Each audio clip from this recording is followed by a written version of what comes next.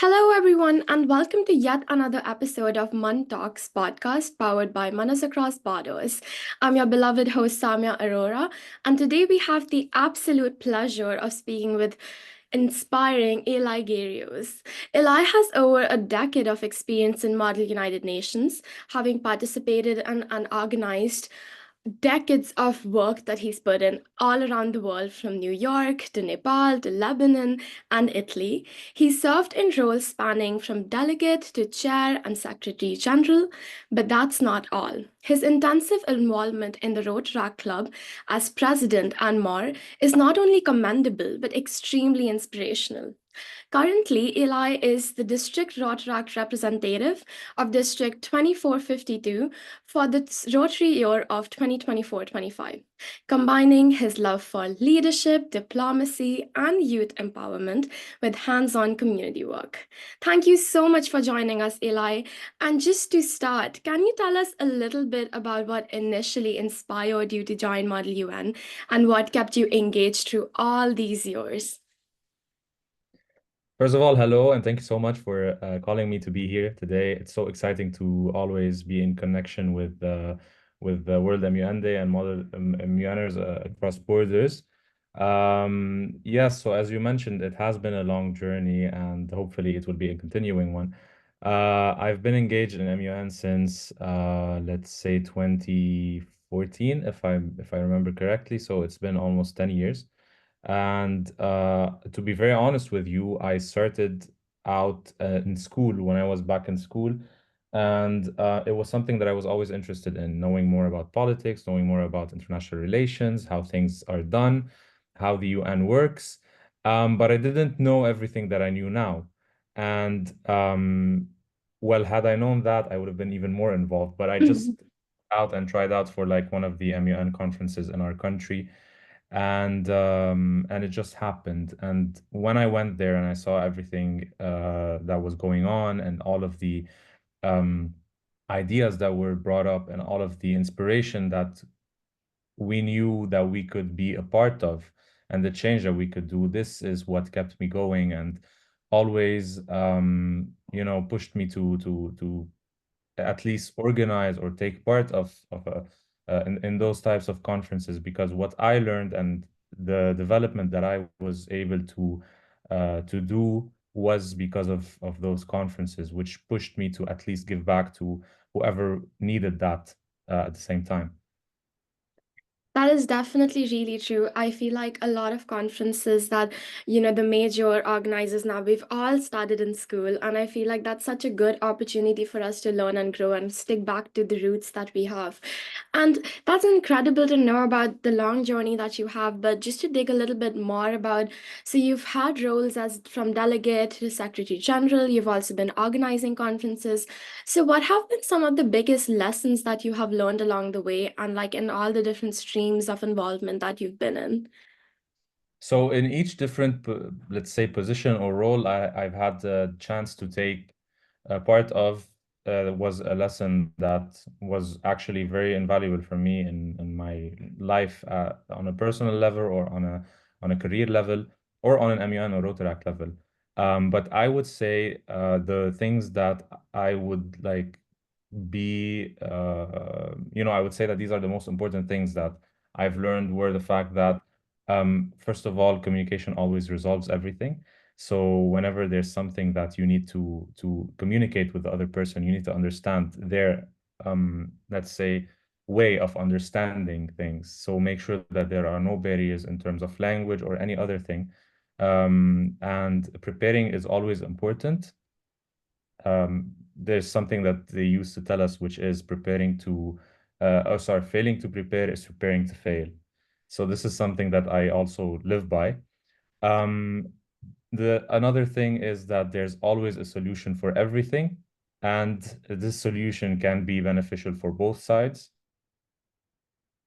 Actually, a lot of change that we are able to do. So imagine if we are coming up with those resolutions in a simulation, imagine what can be done on the ground in like real conferences, or let's say meetings of the UN. So yes, these are a lot of things that I was able to learn, and hopefully will be able to, share with other people and be able to implement one way or another. That is definitely true. And I really resonate on the point when you said that communication is key and how, like, language barriers perhaps can sometimes even create, a little bit of a barrier to get across your point effectively, not just in simulations, but I feel everywhere. And now that the world Yeah. is more globalized, just to come back to the point that you've attended conferences, you're currently in Lebanon, you've worked a lot of places as well. So, how has the concept of like this global exposure shaped your understanding of diplomacy and international relations, and when it comes specifically to like cultural barriers that you may face? Wow, okay. I think the most important part is the fact that international relations and, let's say, politics is in our everyday life. It's not just when it comes to governments or organizations or anything. But having that understanding on a personal level and applying it to your personal life makes you understand international relations on a much bigger level, because it's not just the organization. So who is the organization? We are the organization. We are the government. We are the people. We are those who are affected, and though we are those who are making these decisions. Being in Lebanon right now, which is currently, unfortunately, being, um, let's say, war torn. Um, there are so many things that you can think of and that you can apply from so many people that you have learned from in fixing what's happening. Unfortunately, there's a lot of things that I don't want to go into a political aspect of things, but there's a lot of barriers, as you already said, language barriers, cultural barriers, ideology barriers. And once you learn more and meet more people, um, whenever you go to a conference like this one, that you understand that, okay, we are all human and we are all just here to survive and like live a good life. So why are we going into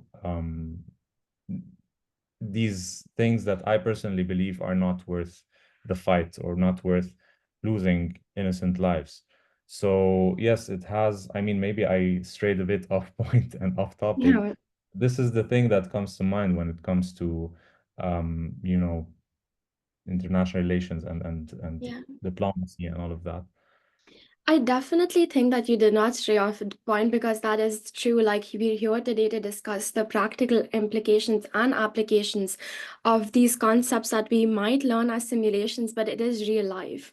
It is like you said, politics is everywhere. Like it is real life that we're learning how to negotiate, how, like diplomacy, all these big words. They're actually in real life that we're going to implement, and it's really brave that you're also, being able to be as brave as you are there. But just to get to more happier tones at this point, to discuss more on your experience with the Rotary and the Rotaract, which brings people together, which proves the point that you're trying to bring to the audience today.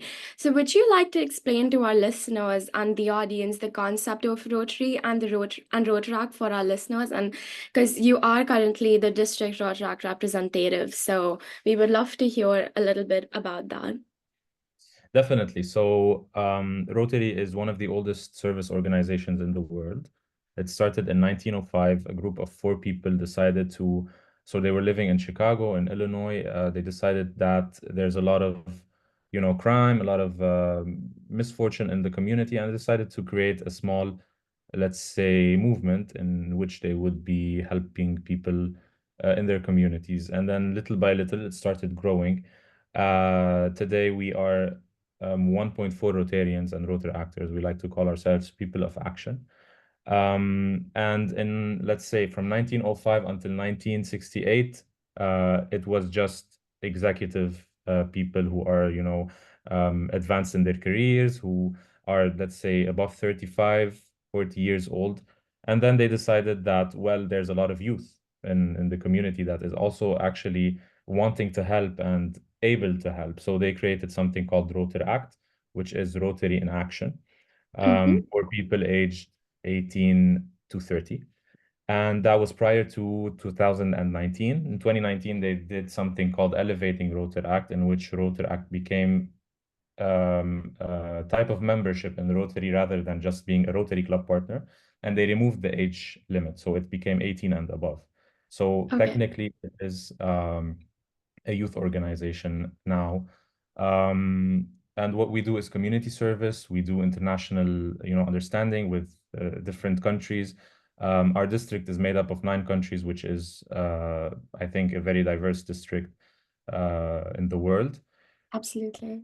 And we work on, fundraising, community service, international understanding. We work on professional development. We work on, there's also the club service, let's say, avenue of service in which we work together to create bonds between each other to make it become a lifestyle. So this is what we say. We say that Rotaract is a lifestyle that we live by, and by helping people. Just this morning, I was volunteering with a local kitchen in our community and like Right.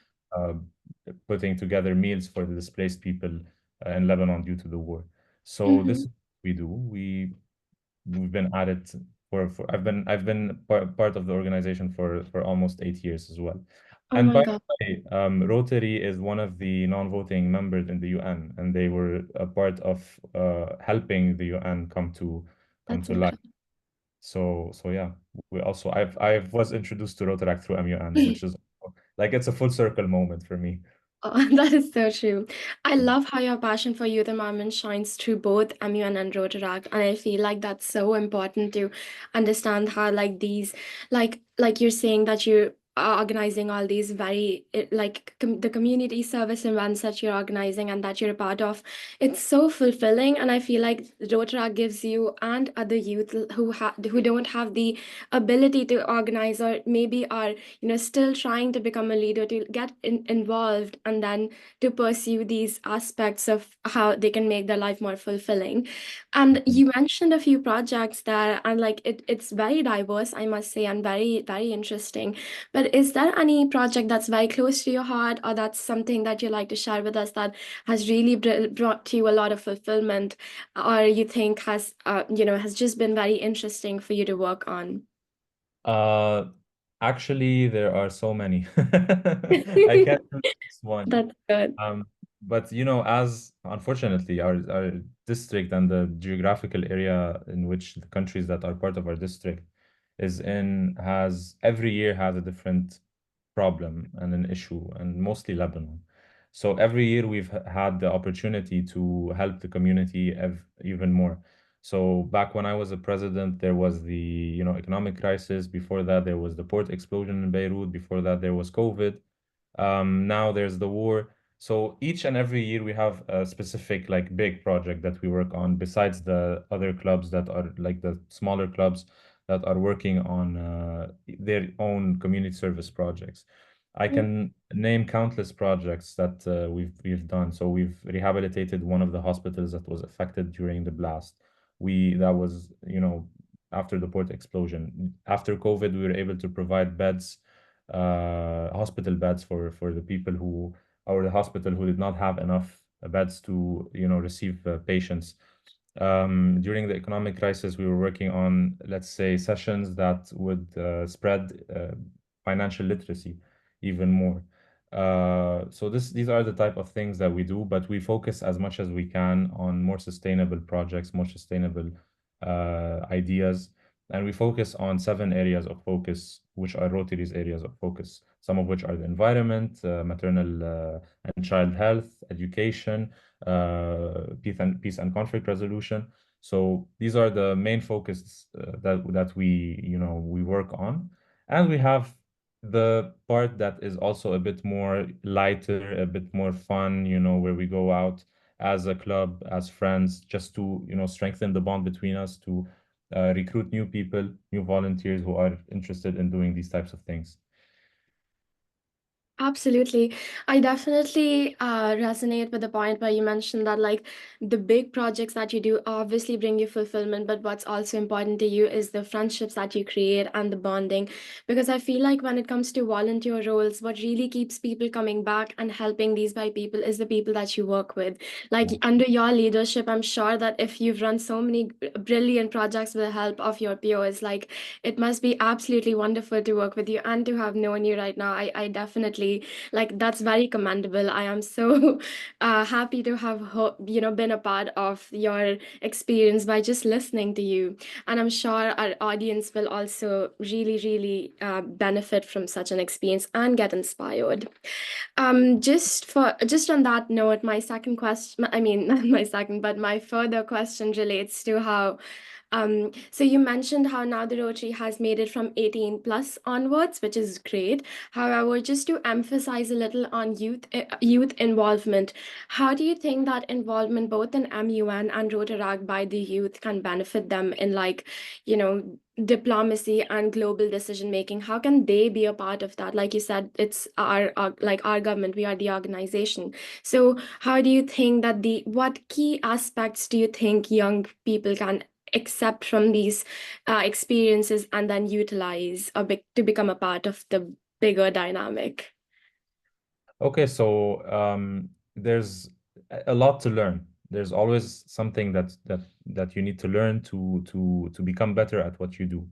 And fortunately, that there's a lot of soft skills that come into play when it comes to MUN or Rotaract. And fortunately enough, or maybe I would say this is something that I had the experience with, which is a lot of similarities between the two programs that into between MUN and Rotaract.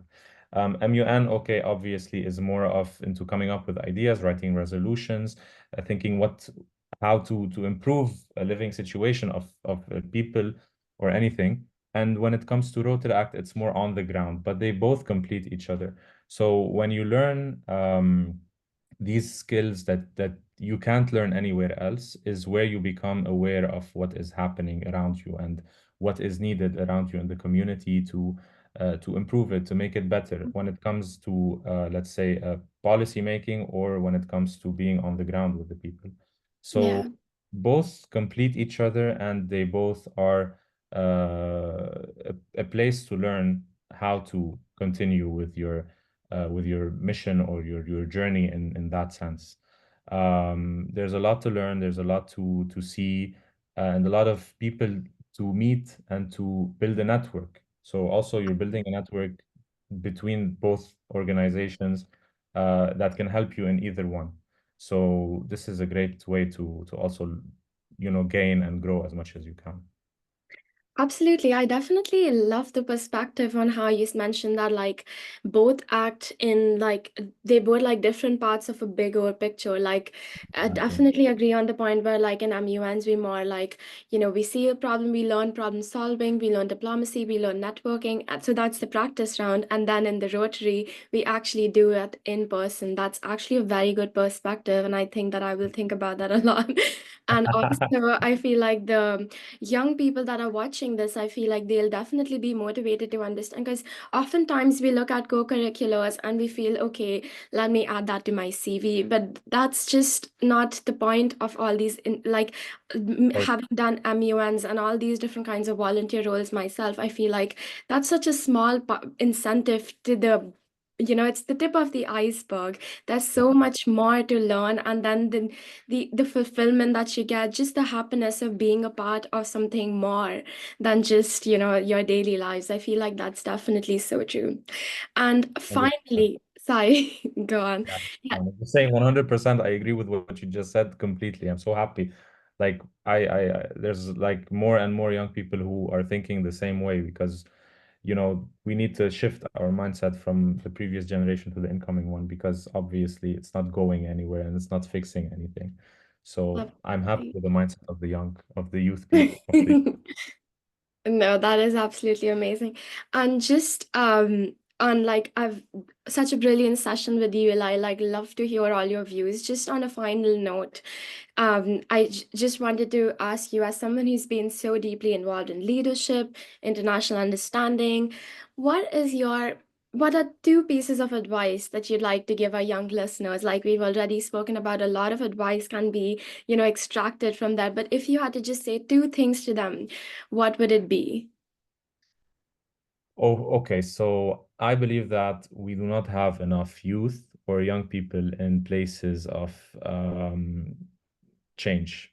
I mean, there's a lot of people and young people who are working on trying to make a difference and trying to make a change. But if you are someone who is interested in being part of a bigger picture of a change, join any organization that is next to you, that is close to you, in which you can uh, at least say that you were able to make someone's day or change a small perspective of their lives. If you are someone who is interested in learning more in I don't know, growing on a professional level or on a personal level. These two organizations to me were the points where everything changed. I joined MUN at first. I had the opportunity to learn, to grow so much. I learned a lot from about leadership. I learned a lot about how to most basic things, how to write a resolution, how to use words in a way that can change things. And then based on that, and after that experience, I had the chance to join Rotaract as well, and I had the chance to go on the ground and to make a difference. So whenever you feel like, okay, it's great, I'm learning, I'm going to school or university or whatever, but I feel like something's missing, this is what's missing. The ability to make a change, to make a difference in someone's life. So this is my advice to everyone who is interested in that. Go out, find organizations that will fulfill you as a person and fulfill your need to help out the world, to make a change, to make a difference. And another thing, yes, obviously, education is important. That's for sure. Experience is important. Internships are important, but also there are some things that are unspoken that you learn from organizations and from conferences such as MUN, such as Rotaract. I'm currently working a job I've been in for 3 years, and it's a pretty good one. I'm happy with it. The only reason I was able to get this job is because of the experiences and the things, soft skills that I learned through MUN and through Rotaract. So it's not just about adding it to the CV, like you said. It's about wanting to learn more, wanting to make a difference, and you know, being the extra, taking the extra step, being the bigger person that you can be. So I would say, I hope someone would take an advice and take a step towards one of those things. That is incredible. That is really good advice. And I'm sure that even for me, I will think about that and marinate that thought as I spend my day to day. Finally, like, thank you so much for sharing your story, your insights, and advice with us today. Your journey from the MUN Delegate to Rotaract Representative is truly, truly inspiring. And I know our listeners have gained a lot from hearing your experiences. Thank you again. And to all our listeners, thank you for tuning in to Model UN Talks. And don't forget to subscribe, follow, and join us the next time for more conversations on international relations, diplomacy, global activism. Until then, stay informed, stay engaged, and keep striving to make a difference. Thank you so much for your time. Thank you.